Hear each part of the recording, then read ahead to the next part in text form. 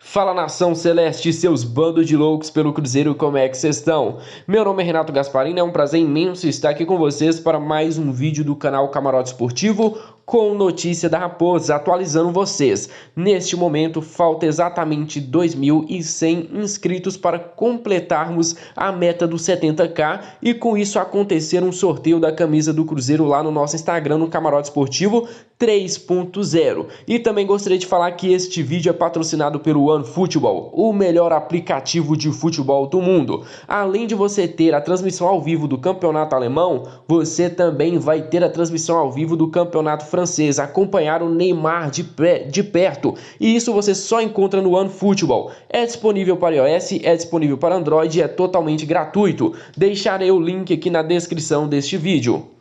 Seguinte, nação, o atacante Kleber, um jogador que tem uma passagem muito marcante pelo Cruzeiro, ainda mais por cenas que o torcedor não irá esquecer, como aquela comemoração de um gol contra o Atlético Mineiro, que provocou muito o time rival, e até por isso, né, o torcedor gosta muito do Kleber, e mais uma vez ele tentou cavar sua vinda para o Cruzeiro. E por que eu falo mais uma vez?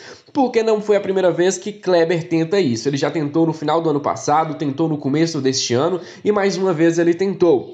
Desta vez surgiu um áudio aí que tá rolando no Instagram, no WhatsApp, em que o Kleber fala assim: olha, seguinte, volto para Belo Horizonte, assino contrato com o Cruzeiro de 6 meses, subo o time para a Série A e depois eu vou ficar lá em Belo Horizonte de boa, tranquilo. Deve ser que já está planejando sua aposentadoria. Mas o Kleber afirmou: eu subo o Cruzeiro. E uma parte dos torcedores, né, que tem uma expectativa muito grande com esse jogador, gostou da ideia de ter o Kleber. Se o Kleber voltasse, claro, o salário dele seria baixo, seria um salário simbólico, tanto que o Kleber já falou: eu faria de tudo para ajudar o Cruzeiro. Mas não depende do Kleber, também depende do nosso treinador, que é o Filipão. Acredito eu, tenho uma total convicção que o Filipão nunca pediria o atacante Kleber para fechar com o Cruzeiro, ainda mais um jogador que hoje tem 37 anos. Nesta temporada o Kleber fez 6 partidas, 1 gol, 1 assistência e em 6 partidas ele tomou 3 cartões amarelos, ou seja, um jogador bem agressivo dentro de campo. Já em 2019 ele fez 26 partidas, 11 gols e 3 assistências e 7 cartões amarelos e 1 cartão vermelho. Isso tudo, né, atuando pelo Austin Boots, que é da 2ª divisão dos Estados Unidos. Pela última vez que eu fui conferir, ele estava na 2ª divisão dos Estados Unidos. É um jogador que, na minha opinião, não pode agregar para o Cruzeiro. Eu prefiro 1000 vezes dar oportunidade para o Zé Eduardo, dar oportunidade para o Thiago e dar oportunidade até mesmo para o Marcelo Moreno, do que dar oportunidade de um jogador que tem 37 anos, tá querendo um time para jogar por 6 meses e provavelmente se aposentar na próxima temporada. Tem uma parte dos torcedores que gostam do Kleber porque ele já significou muito, ele já jogou muita bola pelo Cruzeiro. Mas hoje eu tenho a total convicção que o Kleber não pode agregar. Aí vai vir gente: ah, como assim? O Kleber com uma perna só joga mais que todo mundo. Galera, não joga, e até por isso ele está hoje jogando na 2ª divisão dos Estados Unidos. Prefiro muito mais os jogadores que estão hoje na Toca da Raposa treinando no Cruzeiro. Seguinte, nação, nosso treinador, o Filipão, ele deu uma entrevista recentemente em que o trecho dessa entrevista ele falou assim: o Cruzeiro precisa de reforços experientes, não se faz a Série B com a meninada, falou o nosso treinador. Mas eu gostaria de discordar do Filipão, porque o problema do Cruzeiro nesta temporada não foram os garotos, e sim os jogadores mais velhos. Por exemplo, o problema da zaga do Cruzeiro muitas vezes foi o zagueiro Léo, e o destaque da nossa zaga, quem foi? Foi o Kaká.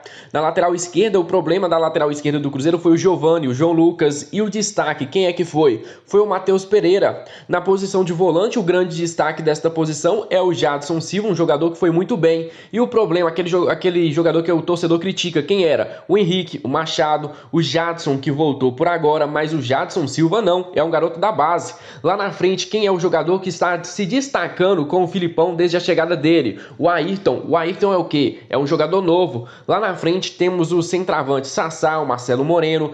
Quem são os problemas do Cruzeiro? Quem realmente a torcida critica? Os jogadores experientes, porque até mesmo o Zé Eduardo, mesmo sem ter jogado pelo Cruzeiro ainda, jogou, não, pra falar a verdade, ele jogou uma partida, mas entrou no segundo tempo. Mas mesmo assim, os números deste garoto da base são melhores que o dos jogadores experientes. Por exemplo, os pontas do Cruzeiro.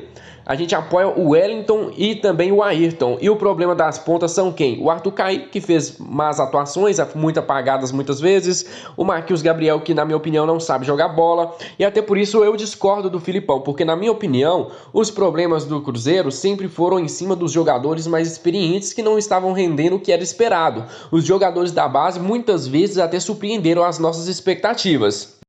Olha só, nação, aquela transparência que a diretoria do Cruzeiro prometeu para nós, torcedores, dessa vez não aconteceu. Isso porque vários setoristas e diversos portais apuraram fatos diferentes. Dessa vez, por exemplo, alguns falaram que a negociação seria pau a pau, não foi o que aconteceu. Segundo pessoas ligadas ao staff do jogador, o Cruzeiro, além de receber um atacante pedido pelo Filipão, conseguiu também abater uma dívida considerável com um dos empresários ligados ao meio-campista Maurício. O All Sport apurou que a Raposa bateu aproximadamente 3,3 milhões de uma dívida de 5,3 com o André Cury, um dos agentes mais influentes no mundo do futebol. O débito total do Cruzeiro com o agente era de 800 mil euros, mas 62% da pendência total foram pagos, o que ajudou a viabilizar a transferência de Maurício para o Internacional. Além desse abatimento, o time mineiro, que está em uma situação financeira complicada, economizará também quase 2 milhões de reais em salários e encargos com William Potker até o final do ano que vem. O jogador não deixará de receber este montante, mas quem vai tirar os valores dos cofres é o Inter, o responsável por pagar os pagamentos, dos salários do jogador até maio de 2021. Ou seja, até maio de 2021 o Cruzeiro não arcará com os salários do William Potker. O Cruzeiro já preparou uma economia muito grande com essa negociação. Fora esses detalhes, o Cruzeiro, de acordo com a informação passada ao All Sport, também terá uma economia aproximadamente de 1 milhão com os salários e encargos de Maurício, que teriam que ser pagos até o final da temporada. Mais uma responsabilidade a ser assumida pelo Internacional. Isso mesmo, na minha opinião, foi um negócio até pesando de um lado para o outro. Por um jogador promissor ou outro mais velho, o Cruzeiro conseguiu sim uma economia muito grande. Vale lembrar, com a ida de Maurício para o Internacional, a divisão dos direitos econômicos do jogador agora sim ficará 40% do Cruzeiro, 40% do Internacional e 20% do Desportivo Brasil. O Cruzeiro ainda passa a ser dono de 50% dos direitos econômicos do atacante William Potker e os outros 50% ficará com o Internacional. O atacante William Potker já foi anunciado como novo reforço do Cruzeiro e o Filipão já deu uma entrevista agradecendo também a diretoria do Cruzeiro e mandando uma mensagem de boa-vinda para o jogador. Vou até citar as palavras do Filipão. Quero saudar nossa torcida, temos mais um atleta que por nós foi solicitado à direção do Cruzeiro, que fez um esforço muito grande para trazer esse atleta, que é o William Potker. É um jogador que confio muito, que tenho plena confiança que vai nos ajudar, principalmente na segunda fase, que nós começamos essa semana. Ele também falou: será muito bem recebido por todos nós, não só pelos outros jogadores. Tem potencial, é um jogador com uma explosão muito grande, que já vivenciou a Série B e vai nos ajudar bastante. Bem-vindo, William, e vamos te receber aqui, dar as condições que tu precisar. Muito obrigado à direção pelo esforço mais uma vez, complementou o Filipão. Realmente, se essa contratação dá certo, mérito do Filipão. Se essa contratação não dá certo, também é culpa do Filipão, porque é um jogador pedido dele. O Cruzeiro também tirou o Maurício, que era um jogador bastante utilizado no Cruzeiro, não vinha agradando, mas mesmo assim tirou o Maurício para realizar o desejo do Filipão. Agora basta você, torcedor, escolher de que lado você vai ficar. O lado que vai falar: eu avisei, se o William Potker não deu certo, ou o lado que eu vou ficar, que é aquele lado: ainda bem, graças a Deus o William Potker deu certo, porque a expectativa agora no William Potker está crescendo cada dia mais. E esperaremos na estreia do jogador para saber o que ele poderá entregar para o Cruzeiro dentro de campo. Fala, nação, desde já agradecendo a todos vocês que assistiram o nosso vídeo até o final. Se você gostou, não se esquece de deixar o like e se inscrever no nosso canal caso não for inscrito. Se você ainda não nos segue lá no Instagram, no Camarote Esportivo 3.0, tem conteúdo, tem informação e principalmente muita zoeira do nosso Cruzeiro. Vão lá nos seguir para saber todas as novidades. Então é isso, nação, muito obrigado pela presença de vocês e até o nosso próximo vídeo. Um grande abraço a todos. Fui!